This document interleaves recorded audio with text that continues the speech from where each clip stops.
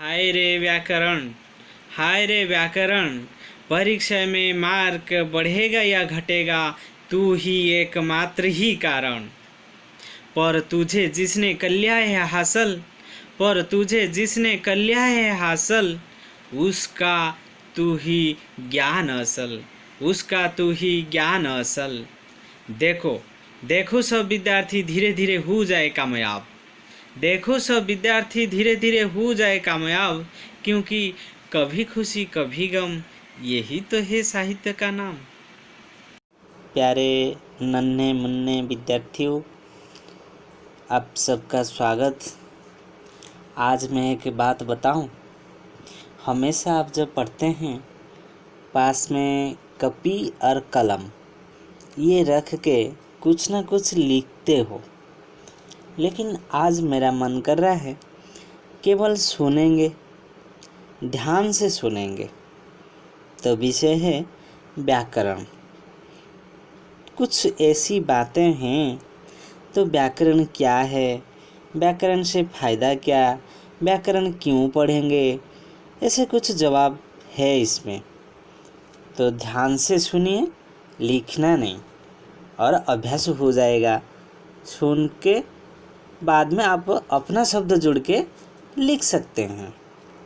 व्याकरण की परिभाषा बहुत कुछ है, लेकिन विद्यार्थियों मेरे हिसाब से जिससे किसी एक भाषा का शुद्ध रूप से लिखना, शुद्ध रूप से पढ़ना, शुद्ध रूप से बोलना आदि की शिक्षा मिल जाती है, उसे हम व्याकरण कहेंगे। और भूल और ठीक, कौन सा भूल है, कौन सा गलत है, ये जो हमें हृदयंगम कराता है, उसे हम व्याकरण कहेंगे। जब तक हमारे पास व्याकरण रूपक मेडिसिन नहीं है, तब तक ये जो गलत है, गलत रूपक रोग है, वह कभी हमसे दूर नहीं होगा। तो इसलिए ठीक रोग के लिए ठीक मेडिसिन चाहिए। व्याकरणिक ज्ञान प्राप्त करने के बाद हम उसी भाषा को हासिल कर लेते हैं। हाँ विद्यार्थियों, व्याकरण के अंतर्गत बोलचाल और साहित्य में प्रयुक्त भाषा के स्वरूप, गठन, अवयवों, रूप परिवर्तन का विचार किया जाता है। हाँ, आप जानते हैं ना, नियमों की जानकारी से नहीं, अपितु व्यवहार से ही भाषा सीखी जाती है।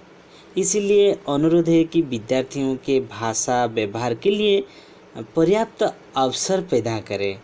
हाँ विद्यार्थियों, ज़्यादा शब्द वाक्य प्रयोग करो, अभ्यास करो, गलती को सुधारो एवं प्रवीण बन जाओ। आप सब याद रखे होंगे, विफलता ही सफलता की कुंजी। इसीलिए हम अभ्यास करके हमारा ज्ञान बढ़ा सकते हैं। हाँ, जानते हैं, व्याकरण नियम को जानकर ही भाषा का सही प्रयोग कर सकते हैं। इससे बोलने और लिखने में गलती नहीं होगी, बात को साफ और सरल ढंग से कह सकेंगे। और एक बात सुनिए, किसी भाषा के अक्षरों, शब्दों और वाक्यों के रूपों और अर्थों का ज्ञान करने के लिए हमें उस भाषा का व्याकरण पढ़ना चाहिए। व्याकरण वो विद्या है जिससे हम भाषा अर्थात अक्षर, शब्द और वाक्य की शुद्धता के नियम सीखते हैं।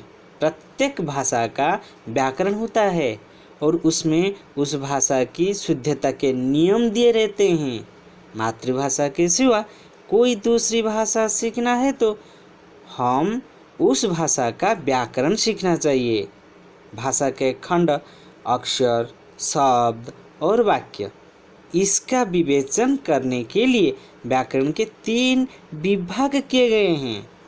एक है वर्ण विचार, दूसरा है शब्द साधन, तीसरा है वाक्य विन्यास। हाँ, इसलिए हम किसी व्याकरण के किताब को खोल देते तो हम पहले क्या देखते हैं वर्ण विचार, या वर्ण के बारे में पढ़ेंगे, या शब्द के बारे में पढ़ेंगे, या वाक्य के बारे में पढ़ेंगे। व्याकरण में तो यही है। चाहे वर्ण, चाहे शब्द या वाक्य। इसी को पढ़ते पढ़ते हम कितनी मोटी किताब पढ़ देते हैं व्याकरण में।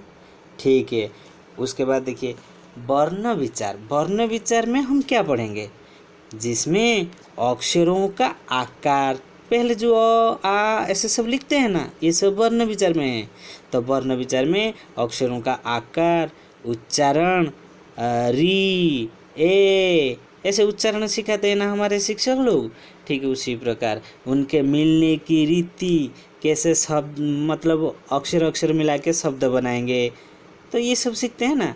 तो ये रीति बताई जाती है, कुछ नियम बताते हैं। वर्ण विचार में वर्ण के बारे में हमें शिक्षा दी जाती है। उसके बाद देखिए शब्द साधन, तो जिसमें शब्दों के भेद, रूपांतर और उसकी रचना के नियम लिखे जाते हैं शब्द साधन में।